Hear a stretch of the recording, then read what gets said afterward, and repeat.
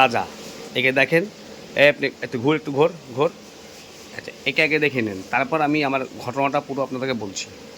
নমস্কার বন্ধুরা, আজকে আমি আমার জীবনে ঘটে যাওয়া একটা খ্যাচামটু ঘটনা আপনাদের সঙ্গে শেয়ার করছি।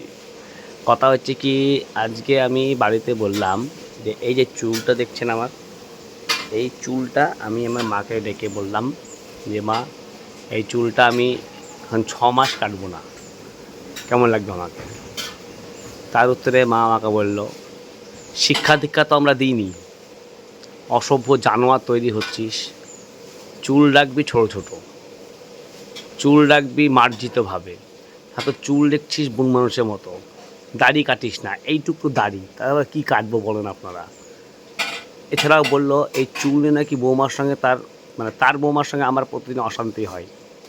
তা আমি কি এমন অন্যায় করলাম যে এই চুলটা রাখবো বলে?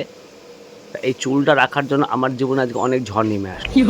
এরকম খ্যাচামটু ঘটনা যেন কারোর জীবনে না ঘটে।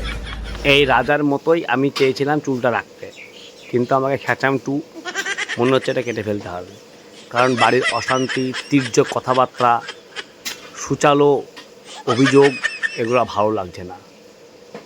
তাই আমি মনে হচ্ছে ভুল করে ফেলেছি, ভুলটা এবার ঠিক করতে হবে। চোখের জলে ভাসিয়ে দিলাম মনের ঠিকানা, খেয়াল স্রোতে